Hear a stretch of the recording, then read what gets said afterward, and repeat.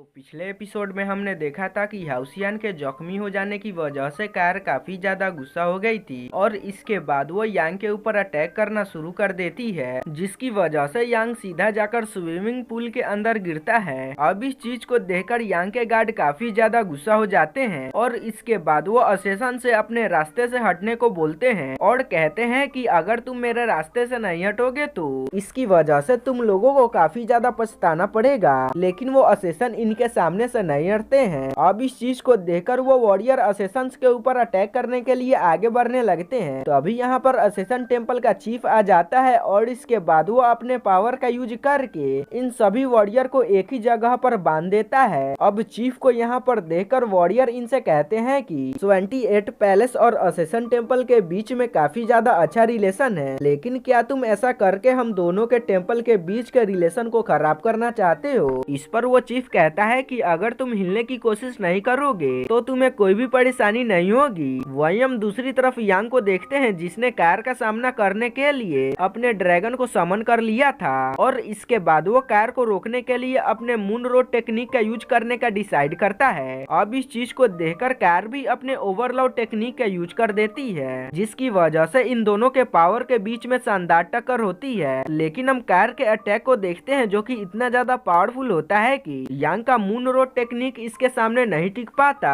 और अब इस चीज की वजह से यांग काफी ज्यादा परेशान हो जाता है, क्योंकि वो अभी तक कार के किसी भी अटैक को रोकने में कामयाब नहीं हो पाया था। इसके बाद वो कार से पूछता है कि आखिर तुम क्या चाहती हो, लेकिन इस पर कार कुछ भी नहीं कहती है और इसके बाद वो 1000 ऑफ मशीन टेक्निक का यूज करके यांग के ऊपर अटैक कर देती है। इस पर यांग भी कार के अटैक को रोकने की कोशिश करता है और इसके बाद वो सोचने लगता है कि क्या उसी ने उसे यहाँ पर बुलाया है, लेकिन तभी कार अपने डैगर का यूज करके यांग के ऊपर अटैक कर देती है। अब इसकी वजह से यांग जख्मी हो जाता है। अब कार के अटैक की वजह से यांग की हालत काफी ज्यादा खराब होने लगती है और इसके बाद वो कार से कहता है कि सभी 6 टेम्पल तो एक फैमिली है, जिस पर कार उससे कहती है कि तुम्हें भी पता है कि 6 ग्रेट हॉल एक फैमिली है, लेकिन असल में तुम दूसरों से अलग हो, जिसकी वजह से तुमने उसे काफी ज्यादा बुरी तरीके से जख्मी कर दिया। अब इन सभी बातों को सुनकर यांग को याद आता है कि उसने हाउसियान को बहुत ही बुरी तरीके से जख्मी कर दिया था और इसके बाद वो कार से कहता है कि लेकिन वो तो सिर्फ एक गेम था। लेकिन अब इसके इस बात को सुनकर कार काफी ज्यादा गुस्सा हो जाती है और इसके बाद वो कहने लगती है कि वो सिर्फ एक गेम नहीं था और इसके बाद वो इसे जख्मी करके स्विमिंग पूल के अंदर गिरा देती है। इसके बाद हम कार को देखते हैं जो कि हाउसियान से मिलने के लिए यहाँ से चली जाती है। इसके बाद हम अगले सीन में हाउसियान को देखते हैं जो कि अपने ड्रीम के अंदर होता है और इसके तुरंत बाद वो होश में आ जाता है। इसके बाद हम कार को देखते हैं जो कि काफी ज्यादा परेशान थी और इसके बाद वो दौड़ते हुए हाउसियान के कमरे की तरफ जाने लगती है। इसके बाद हम हाउसियान को देखते हैं जिसकी कंडीशन अभी अच्छी नहीं थी, लेकिन वो अभी भी कार के बारे में ही सोच रहा था, क्योंकि उसको लग रहा था कि कार अभी भी उसका पुल के ऊपर इंतजार कर रही है और इसके बाद वो कार से मिलने के लिए जाने लगता है। लेकिन तभी हम देखते हैं कि कार भी हाउसियान से मिलने के लिए उसके कमरे के बाहर आ गई थी और इधर हाउसियान भी दरवाजे के पास में आ जाता है। इसके बाद ये दोनों एक ही साथ में दरवाजे को ओपन करते हैं, लेकिन फिर कार को पता चलता है कि हाउसियान तो यहाँ पर है ही नहीं। इसके बाद हम यांग को देखते हैं जिसको कमांडर लाओहान अपने साथ में लेकर रूम के अंदर आ गए थे और इसी के साथ वो यांग का ट्रीटमेंट भी स्टार्ट करा दिया था, जहाँ पर कमांडर अपने साथ में खड़े हुए मास्टर से पूछते हैं कि ये काम किसका हो सकता है। इस पर वो मास्टर बताता है कि ये काम सिर्फ असेसन हॉल का हो सकता है, क्योंकि उनके अलावा इस टेक्निक के बारे में और किसी को भी पता नहीं है। लेकिन तभी कमांडर लाओहान को पता चलता है कि असेसन टेम्पल कार को हैंड ओवर करने के लिए रेडी नहीं है, जिसकी वजह से कमांडर खुद वहां पर जाने का डिसाइड करते हैं। लेकिन हम वहीं पर यांग को देखते हैं जिसकी कंडीशन उतनी अच्छी नहीं होती है, जिसकी वजह से वो फिर से बेहोश हो जाता है। इसके बाद हम असेसन टेम्पल का सीन देखते हैं जिसको काफी सारे सोल्जर ने घेर लिया था और ऐसा करने के लिए कमांडर लाओहान ने ऑर्डर दिया था। इसके बाद इसका लीडर असेसन टेम्पल के लोगों को बताता है कि हम लोग यहाँ पर मर्डरर को पकड़ने आए हैं और इसके बाद वो असेसन टेम्पल के अंदर जाने लगते हैं। लेकिन हम असेसन टेम्पल के वॉरियर को देखते हैं जो कि इनको अंदर नहीं जाने देते हैं और इसके बाद वो इनके सामने खड़े हो जाते हैं। इसके बाद हमारा सीन शिफ्ट होता है और हमें शैडो हॉल का सीन दिखाया जाता है, जहाँ पर हम एक पावरफुल मास्टर को बैठे हुए देखते हैं। तो अभी यहाँ पर शैडो मास्टर आता है और इसके बाद वो इनको बाहर के सिचुएशन के बारे में बताता है। अब इस पर वो मास्टर उसको कमांडर लावहान को अंदर भेजने को कहता है। अब इस बात को सुनकर शैडो मास्टर यहाँ से चला जाता है। इसके बाद हम बाहर का सीन देखते हैं जहाँ पर यहाँ के वॉरियर टेम्पल के वॉरियर को अंदर नहीं जाने दे रहे थे, जिसकी वजह से वॉरियर टेम्पल के चीफ इनके ऊपर गुस्सा हो जाता है और इसके बाद वो कहता है कि मैं लास्ट बार तुम लोगों से कह रहा हूँ कि हमें अंदर जाने दो, लेकिन अभी भी असेसन टेम्पल के वॉरियर इनको अंदर नहीं जाने दे रहे थे।